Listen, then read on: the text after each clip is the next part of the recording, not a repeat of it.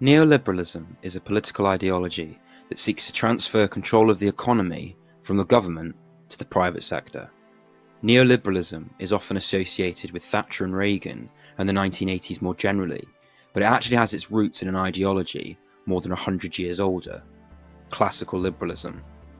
But before we get to that, hit the subscribe button and like this video for more great content.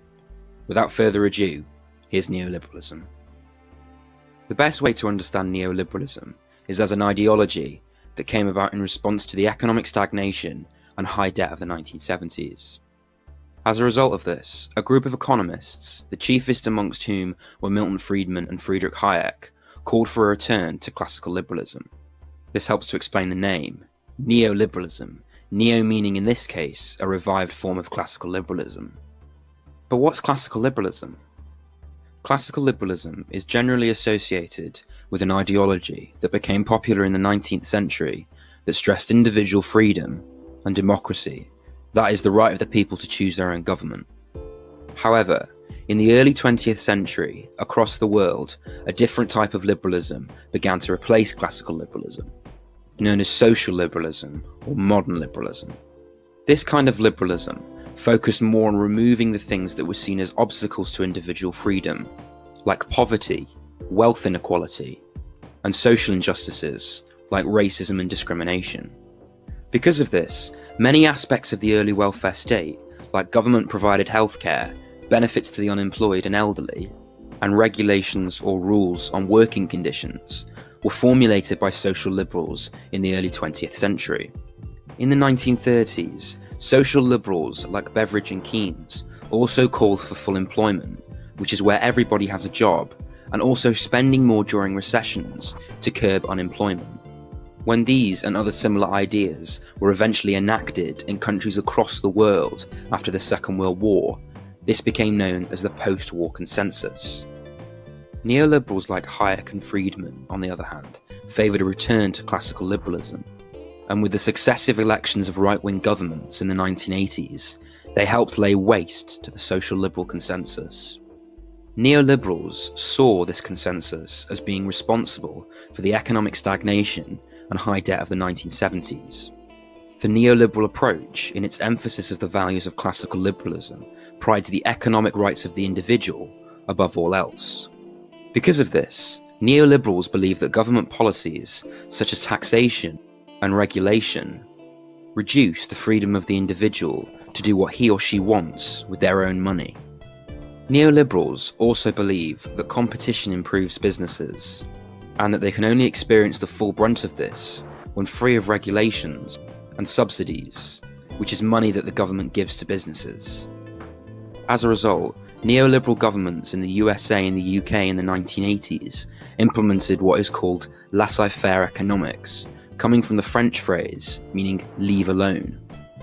This means the government stays out of the economy as much as possible, which manifests itself as major deregulation, reduced taxes, as well as removing the barriers to free trade and cutting subsidies to manufacturing industries.